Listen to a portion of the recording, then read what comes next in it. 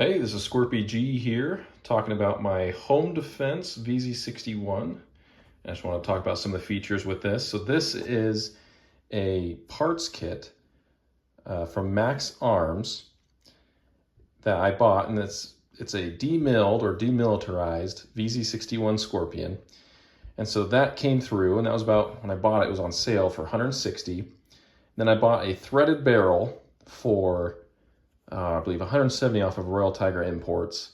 And then everything else is kind of 3D printed. I mean, of course, you have the AR-15 fire control group that's not. Well, I guess it could be, but... So this is what I wanted to talk about today. Okay, let's just start off with the build.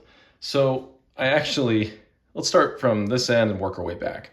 So right here, this is actually 3D printed. So it's not a suppressor, so no tax stamp or anything like that.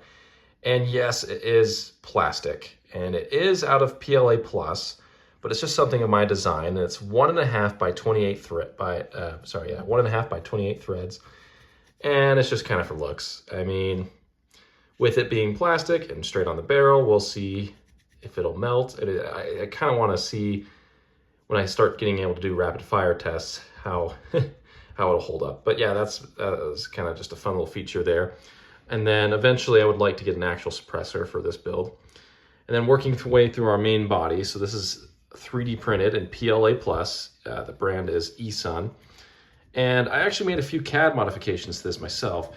So the magwell is actually, you'll see, it's pretty tight. I'm moving it back and forth. Again, this gun is checked, unloaded off camera, so I feel comfortable putting myself in there to do that with one hand.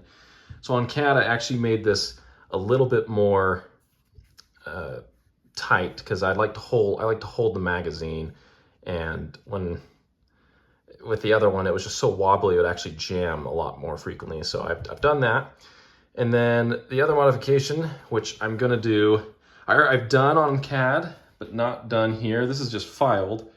So let's get on the white here, so you can see the iron sights. And I actually did a 3D cutout right there, so that it'll, when it prints, already have that. So I'm gonna actually do that eventually. So that's kind of the core area that's been 3D printed. And this is the CZAR or CZAR version 3. I'm not quite sure. I think it's Ivan Prints Guns, the designer, with a few other people. I'm not really sure. I'll credit them. But then on the back, we have the booligan brace. So this is pretty cool. I actually really like this design. So this actually uses just some stuff from Home Depot and a few 3D printed parts. The spring is just something I had laying around that fit. So it's actually a little loose. So it is actually kind of nice to grab this and brace it against my forearm, but there's just not enough spring tension to do that. So I actually do want to use it as a brace. And then of course it is nice to shoulder as well. So that's pretty cool from the booligan brace. And then just talking about another CAD thing, of course you'll see, oh, there's a serial number on that, which goes against, you know, everything 3D printed guns is about. Well, a lot of people think, I don't know, especially some people who I've talked to who aren't as well versed about guns, it's like, oh no, they don't have a serial number on it. This is bad. Well, even if I do have a serial number on it, the government has no idea. I mean, I guess they do know my transaction records probably from buying this parts kit in the barrel, maybe, if the company releases them. But okay, I put a serial number on it. It's still not really traceable. The only reason why I have that serial number on it is because I am a geek when it comes to matching serial numbers, and it just it makes me happy, and that's why I do it. And secondly, if in the event this does get stolen, I mean, at least it does have, I mean, I can report it at least, but I plan on not having my guns get stolen and keeping my guns locked up. So, but yeah, that's just that there. And then the last one, my favorite, I think this just makes it look so cool with this paracord I wrapped in here. So, I guess I joke around that this is my urban tactical survival kit. So I'm gonna have this, so I guess I could, I don't know, tie something in the urban environment. And then of course the hand grip, and there's a little plug that goes in here that I don't have on right now, and it just falls off. What I want to do is magnetize it so I actually can maybe keep something in there. I think how hilarious that is. A 32 ACP little carbine with some matches or something up in here, maybe some tools, and then the paracord. So that's just kind of an overview. And again, it is chambered in 32 ACP for those who don't know. And this is my second attempt at building a 3D printed vz61, and it's just been really fun. So I actually have shot this, and it did not do well. Every shot, it would jam incredibly horribly, and just the bullet would come up and be jammed like that in the chamber. So I think I didn't oil it up. I didn't file down the insides, and we'll break it open here soon. I didn't file down the insides to see, because sometimes the layer lines, I've heard on some forums, can kind of catch the rim or catch the bullet to make it jam. So I did file that down, but I haven't shot it yet. But I think the main problem is I was using American spec ammo. So whenever you're doing anything with a Czechoslovakian vz61, you'll want to use European spec. And what do I mean by that? So the Europeans, because of St. John Moses Browning, they took upon the 32 ACP cartridge, or known to them as 7.65 Browning. Well, they used it in police pistols and a lot of different applications where it didn't really take off as much in America. And so theirs was a little bit higher velocity. So I think there's just something there. So, and I've had that problem in the past. I have used European spec and it seemed to solve it. So I'll put footage up of me shooting it and having those issues. But let's dig inside and see what the internals look like. So to start, you just have one easy takedown pin, and I don't remember what screw this is. This is an American screw. I think they recommend a European M4 or M5 screw or something. But anyway, so we're going to take this off. I don't think I'm able to show you this on YouTube. Now, something I failed to mention is this magazine. So the standard capacity magazine for a vz61 is 20 rounds. And then the low capacity is 10 rounds, and this was made so it can fit in a holster, which with this configuration, it's not going to fit in the original leather holster. But now let's get these two out of the way. Now this one's kind of fun, because this is, again, another thing I think the booligan guy made, is a 5-round magazine extender. So this is now 25 rounds, and this is now 15. So that's pretty cool. And my only gripe with it is it seems to slide. See that play there? And so when it's in the gun itself and you're holding onto it, if you kind of get a grip there, it can undo. Yeah, and that's not really ideal. Now I'm wondering if it's loaded up to full capacity, if the spring maybe hold it in better, but I'm thinking of designing something just to kind of wrap around and just lock it in there or something at some point.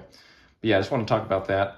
All right, now I've got it disassembled. So again, all it really is this small screw, and that just holds it on there, pops it off, the upper comes off. Then we just unscrewed our fake suppressor. So there's that. So let's talk about the upper first. So again, upper, you just assemble it just like a normal vz61. Plenty of videos out there. The main part that gets a lot of people is pinning the barrel in place. And the first time, actually, so again, this is my second, my first video is actually my first build. I actually broke the barrel pin that came with it, and it like smashed in there. So what I did is I took a punch and punched it out, and it was in there perfectly. And I was actually working on this with my dad, and he says, well, why don't we just cut it off and leave it in there? So he cut it off, and then we just kind of used a grinder to even it out. And so I don't actually have, in my first one, I actually don't have a barrel pin in there. It's just a punch, which is pretty funny. This one, after learning all that and having more tools on my own, I was actually able to do this relatively quick with my father-in-law. My punches all are so small. He has one that can go all the way through it, which is nice when you want to troubleshoot. So yeah, I just grinded the edges, made it a little bit easier, and drilled with just a drill. I didn't even use a drill press. I'm trying to remember the drill bit, but you're going to want a 1/10 of an inch roughly drill bit, and I can put that in the description. But anyway, so then we just drilled that out. So the reason why you got to do that is, again, to clean up the upper receiver, but also the barrel that comes is like this, but when you look through it, but you want to cut a little notch in the barrel itself to allow for the pin to hold it.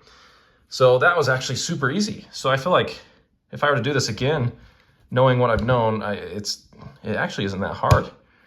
I'm trying to remember the drill bit. I think it's like a 7/64 drill bit or something. Again, I'll put it in the description because I'm not remembering. But that's the upper build, and this is fun to have the threads to be able to put something on it. I mean, again, how cool does that look to have that on there? That's just really fun. But yeah, eventually I want to put a suppressor. So now let's talk about the lower receiver. So let's start right here. Again, I just want to reemphasize this is a brace, and currently we are in a time when this is technically legal. So yeah, I'm not going to talk too much more about that. We already talked about that. But the internals here is just a AR-15 fire control group with then a vz61 extractor. So extractor. And then right here is the bolt hold open. You can see that moving. And then the actual magazine components. And this part's not too bad. If you print with tree supports, it's just really easy to clean everything out. The one thing that will give you trouble is making sure that fits just right. But yeah, nothing too else to talk about here. So yeah, let's put it back together. Okay, she's back together. So I just want to talk about kind of final thoughts about what I think about this. And so what am I going to use this for? Well, it's mostly just for fun. Why did I build this? History. Again, this is a very cool Cold War era personal defense weapon produced by the Czechoslovakians. I mean, who wouldn't want to import that and still be able to use it despite it being imported with the lower receiver or the machine gun part destroyed? Being able to convert this to a semi-automatic little pistol is pretty cool. Now, intended uses, well, obviously shooting is fun, but in practical terms, I mean, this would be really cool as like a home defense gun because 32 ACP, it's a little light, but I mean, it's way better than a 22. It's a center fire compared to rim fire, and it's already subsonic. So putting a suppressor is really good, especially if you have kids or, you don't want to, in the event of a home invasion, you don't want to blow out your eardrums with something. Maybe that's just me, but I'm of the kind where, is it going to happen? Probably not. So it'd be more fun to train with a gun that I think is cool. I mean, that's how I see things, is the likelihood of it happening is cool. So why not train for that with something that is just cool? Like, to me, this is the Lamborghini of guns. I mean, if other people are looking at me like, oh my goodness, this is a cheap little thing, but I built it with my own hands. I had to research things. So there's that. And also cool thing is it's just like a backpack gun. We flip this around, maybe have the suppressor off and on the side. We flip this. I mean, that's a compact little package there. I mean, that is a small gun. And you might argue, well, it only holds 20 rounds of 32 ACP. My 9mm can hold maybe 15 or even 20. Well, I mean, first of all, you got the stabilizing brace. But not only that, we can put a binary trigger in here to make it kind of like the intended purposes of the Skorpion, is a little PDW that could put out a lot of fire and a little recoil. It's just a fun little package. So, of course, feel free to disagree with me, but that is kind of my final thoughts.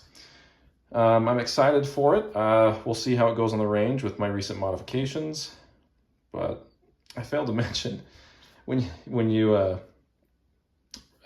rack it, it gets caught kind of on the AR-15 hammer. And the reason why I know that, a lot of people think it's maybe the ejector or different things, is I took out the hammer and it just free floats perfectly. Whereas sometimes when you rack it, it'll get stuck coming back on the hammer. So I failed to mention the whole reason why I took apart the gun was to show you I kind of grinded out the top part of the hammer to hopefully help it. It didn't really seem to make a difference, but we're going to try that out just to see if we can smooth it out, and also maybe put some more grease or something on there. But yeah, this is the home defense Skwerp. Looking forward to putting an optic on it, and yeah, thanks for tuning in, and thanks for being patient. I have literally my phone in my hand, and I'm just kind of going off the whim. I just wanted to talk about it to someone other than my wife. So yeah, thank you for listening, and pick up one of these parts kits and have some fun with it. Live the joys of being a free American. Build your own gun.